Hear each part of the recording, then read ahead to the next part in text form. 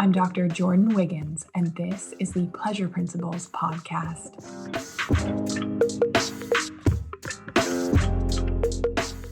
Join me on this journey where sex, science, and sensuality meet.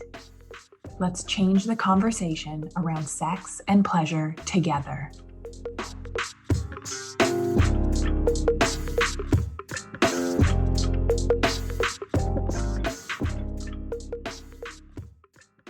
Hey, Superwomen, I wanted to express my extreme gratitude for all of you for tuning in, for listening, for sharing with your friends.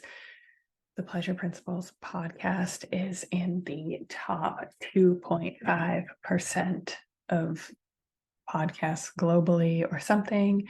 Not exactly sure what that means, but my team tells me it's really, really good. And we would not be there without your support.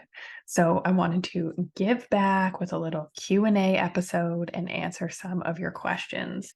We're going to talk about mismatched libidos, different level of desire in relationships, vibrators, the download on vibrators and why you need them in your life, expanding of our definition of sex beyond penis and vagina, benefits of orgasm, mutual masturbation, getting out of your head during sex.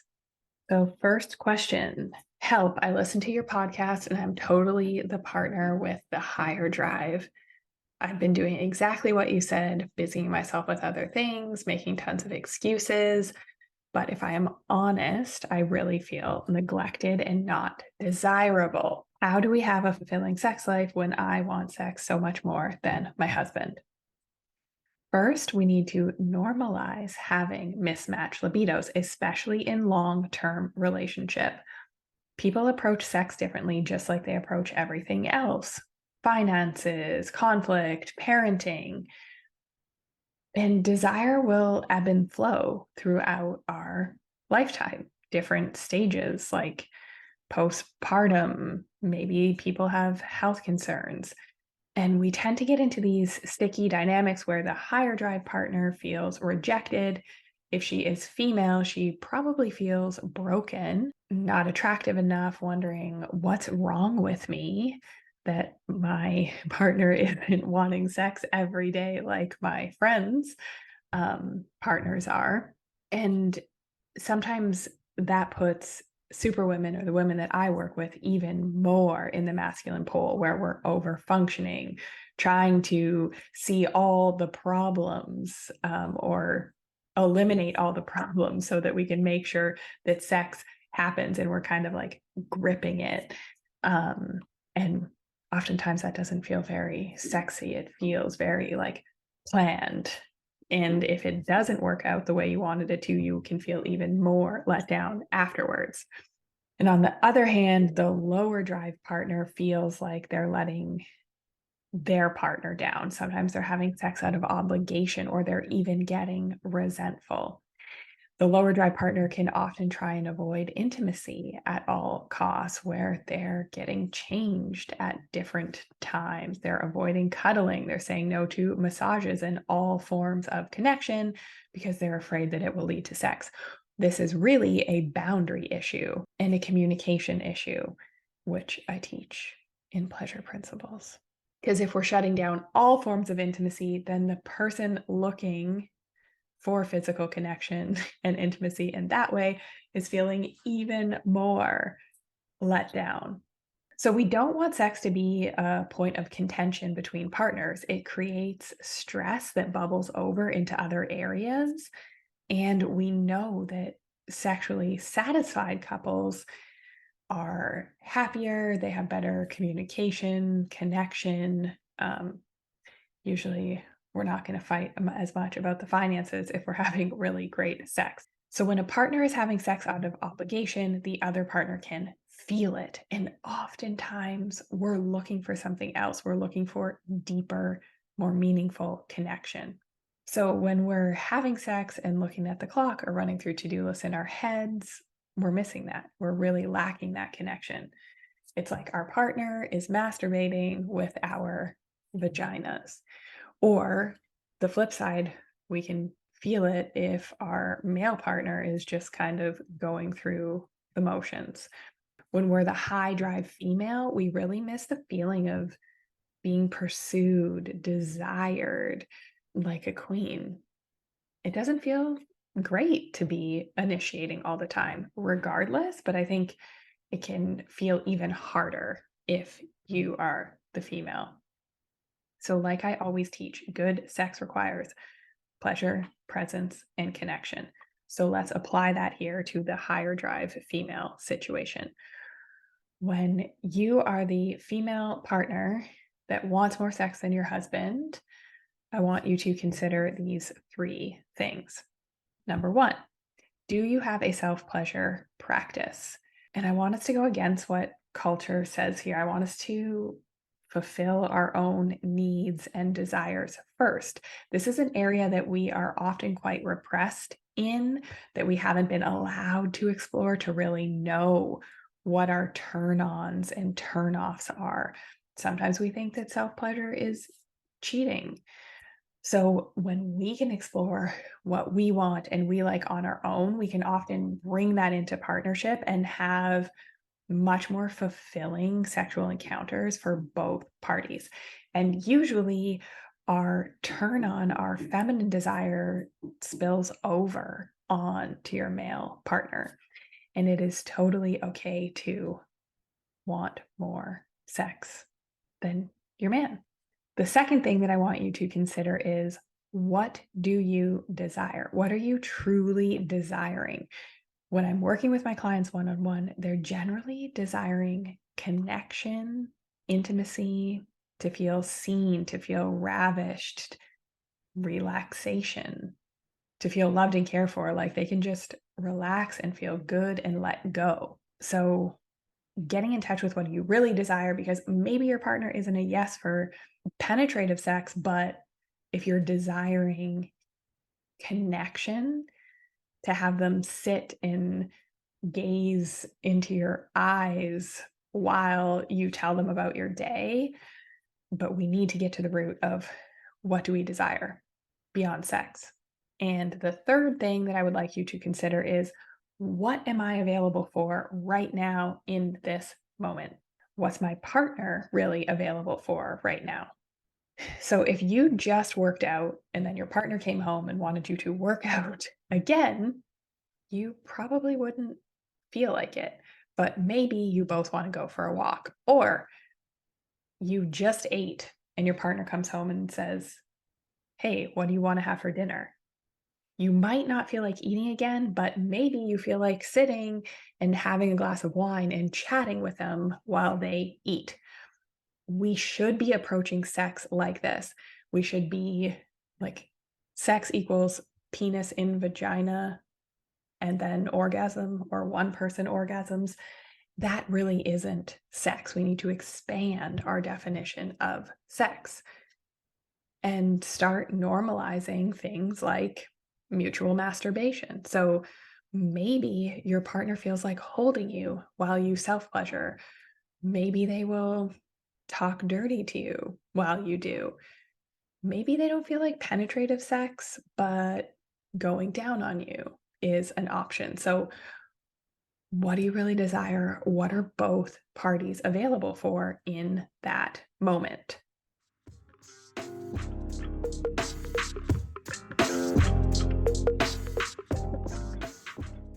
Next question. I have read your book and you talk a lot about self pleasure, but I have no idea where to start with sex toys. Okay, first off, if you do not have a self pleasure practice, then we need to talk. Second, we're living in a sex toy revolution. There have never been more toys designed for women's pleasure than there are today. And I realized by talking to the women in my groups, like Pleasure Principles, that we're really underutilizing sex toys. We have vibrators that feel like having oral sex, like sucking and licking sensation. There's vibrators made for external stimulation, internal stimulation if you want to practice squirting. Some do both. Some have an app that allow you to control it allow your partner to control it remotely. It used to be that all sex toys were penis shaped, and now there is so much more to explore when it comes to women's pleasure. And sometimes that can be overwhelming for the women that I work with because they already have so much to do on their plate. The idea of sitting down and researching a sex toy and trying a new sex toy just all feels too overwhelming because their pleasure centers are turned off. So, yeah, getting something new and trying something new seems like more stress than it's worth. It's almost worth just staying doing what you're doing. And if it ain't broken, why fix it type situation.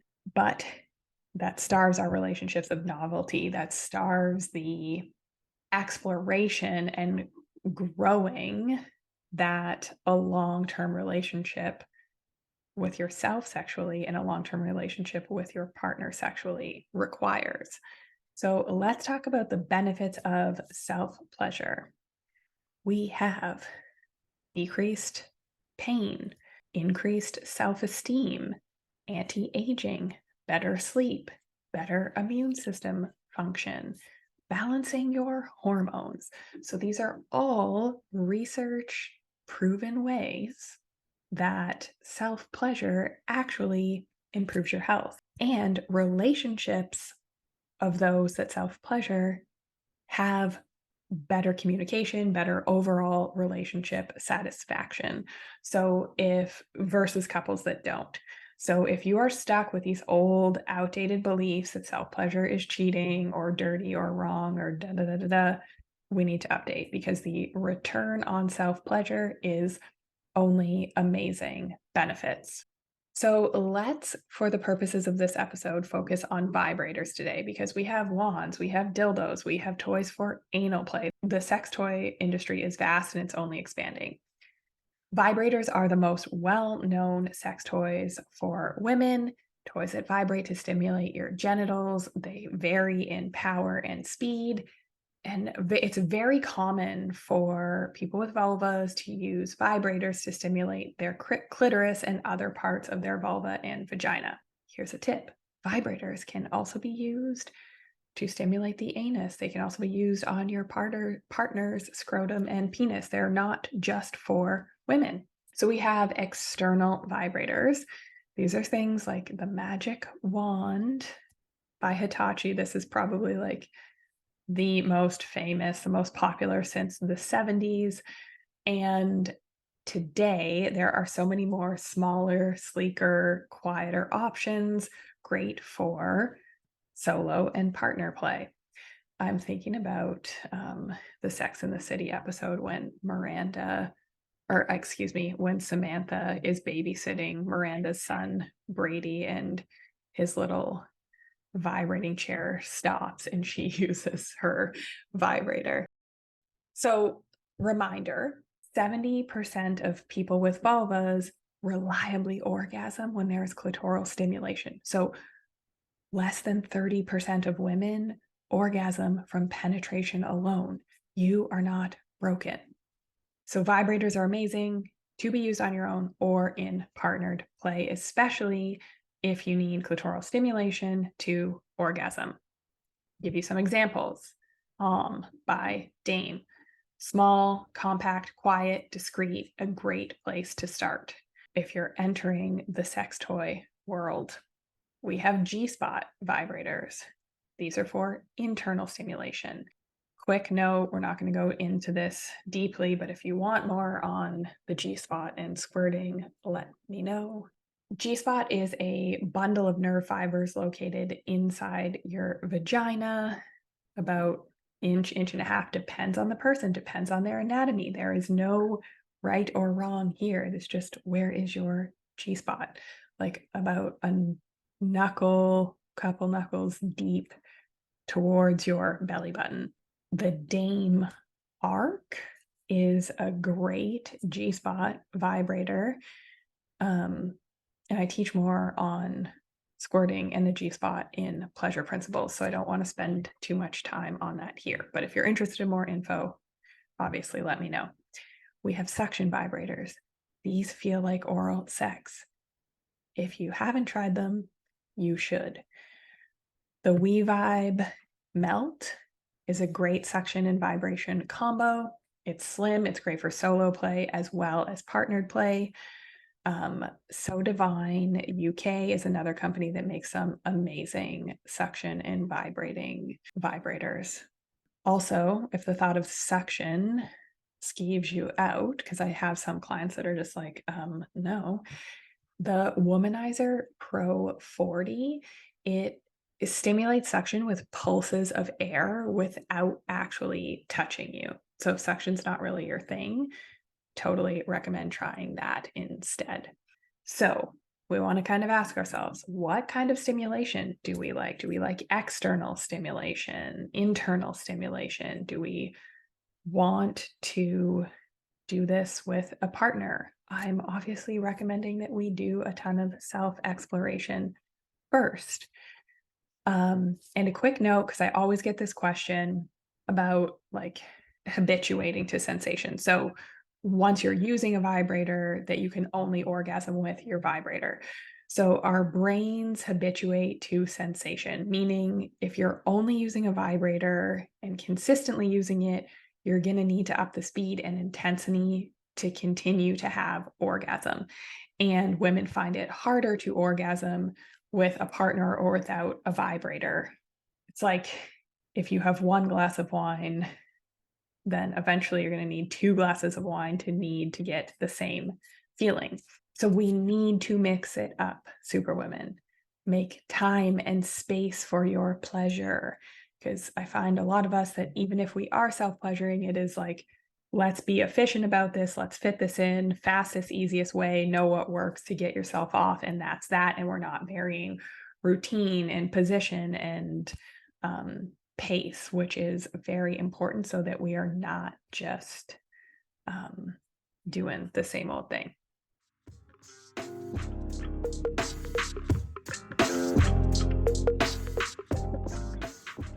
Next question. How do I get out of my head during sex? I would love to report that this is probably something that 90% of the women that I work with say, that they have such a hard time being present during sex. They're thinking about their to-do list. They're thinking about emails that need to be sent. And the reason is that we are living in such a state of adrenal dysfunction, fight, flight, or freeze, where the pleasure centers in our brain are turned off.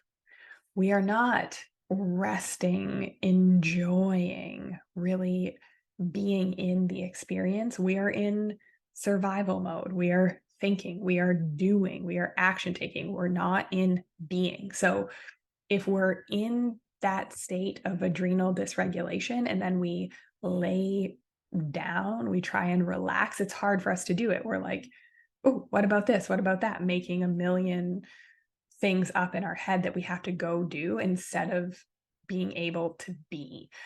So when the pleasure centers in our brain are turned off, it is actually so hard to be present. It's actually so hard to enjoy touch and enjoy pleasurable sensations. So my tips of getting out of your head during sex is number one, be prepared. So this is good for Superwomen. Environment. Environment is key and it has so much to do with turn on. So think about like really great hotel sex or vacation sex and how the room felt and how the sheets feel. Setting up your environment, having sheets on the bed that you love, making sure your room is a clutter-free space to begin with. I cannot say enough about how much environment and turn on go hand in hand. If you're looking at a pile of dirty laundry that needs to be done, you're having a harder time being present and being in your body and in the sensation. Another tip, relax first. So taking time to have a bath, to listen to audio erotica. Dipsy is my favorite app. I think they need to start paying me because of how many people I've referred. Read an erotic novel. So your turn on is your responsibility. If you are like, I talk about our pleasure pulse. So 0 is like turned off, crusty, frozen, tumbleweeds. and 10 is orgasm. If you're like a 0 and you're bringing that to your partner or that to a sexual encounter, there's so much work to be done. But if you take your bath and listen to your audio erotica, maybe you're going to come into that interaction at a 4 or 5, where we're awakening those pleasure centers in our brains. Another tip is softening. This is probably one of the women that I work with, like their favorite tip of all time is softening. If we want to bring more sensation to an area, we need to soften it. So if we're having sex and our pussies feel numb, soften them, relax them. I teach specific exercises on how to do this in Pleasure Principles. If you're kissing and you don't have as much sensation, soften your lips. And that goes hand in hand with oftentimes slowing down the pace. So being able to effectively communicate that in the moment without putting your partner on tilt is key. Another thing that you can do is in the moment, ground yourself through deep breathing. You can, what is something that I can see? What is something that I can touch? What is something that I can taste? What is something that I can smell? So if we're grounding ourselves in our senses and in our bodies, that's where we need to be for the amazing, mind-blowing sex, not up in our heads. So we touched on a lot there. Please DM me with your questions. I want to do more of these episodes and tailor the content specifically to you and your experience.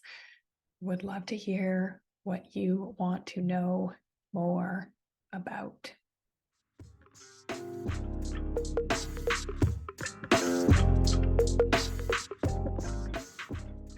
Well, let's be honest, you have accomplished a hell of a lot and have very little pleasure to show for it. You have the house, the car, the bags, you take the vacations, but your pleasure tank is low. You sometimes even feel like you're watching life go by from a bird's eye view. You take the courses, you invest in yourself, you work out, you eat well, you do the things that most people want to do, and yet you're not as happy as you want to be. Something is still missing. You might even think, what is wrong with me? These are things that I hear from super women all the time. You're settling for a low pleasure tank because you think that that is the cost of having financial success, freedom.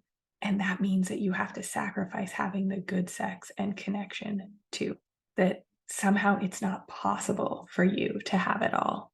If this speaks to you and you want to feel energetic, desired, turned on, without sacrificing any of your power, without adding more to your already overwhelming to-do list, there are 2 ways to work with me right now. Applications to my one-on-one coaching is open. At the time I'm recording this, I have 2 spots available for the super women ready to have this success and the good sex. You're ready to create more pleasure without sacrificing what you have built. You know that there is something missing. You might even be afraid that if you lean into pleasure, you'll lose your edge or blow up your life. I'm here to tell you that this is easier and more fun than you might think. When you learn what you truly desire, when you learn how to ask for it and receive it, we open you up to a whole new level of energy, health, wealth, connection. So here's what's going to happen. Fill out an application so I can get to know you and know what's going on a little more. Then you will hear from me within 72 hours. Make sure to check your junk mail. We're going to get on a call to discuss what's going on with you and what options are best to work with me. We're going to put the link to the application in the show notes. So if this speaks to you, you know it. There's this internal calling to my work. It's like she's speaking to me. She's in my head. Do not wait. Don't make the excuses for after this quarter, after this launch, after the kids finish school. Let's have a call and start making a plan that works for you today. Would you wait for an issue this pivotal, affecting you this much, costing you this much in your business? You wouldn't. You would have applied already. So hit that apply button. Would love to hear from you and cannot wait to connect. And Are you ready to get started with my work? Start living your day-to-day life with a little more pleasure. Pleasure Principles is the program for you. It is the program to enhance, reignite, and communicate your desires while bringing the vitality back to you and your relationships. It is an online program. We meet once per month for a live coaching call hosted by me. Where else are you going to get to chat with so many amazing women about these topics? And there are tons of trainings, including the highly anticipated and newly released blowjob training, how to give a blowjob and enjoy doing it.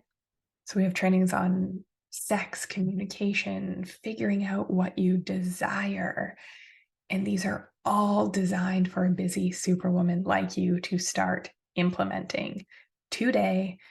This doesn't require a ton of work and extra stress because I know that that is the exact opposite of what you need. So the link is in the show notes for more information on Pleasure Principles as well. And you can always send me a DM and we can chat about it. Hope to hear from you soon. Have a great week, everybody.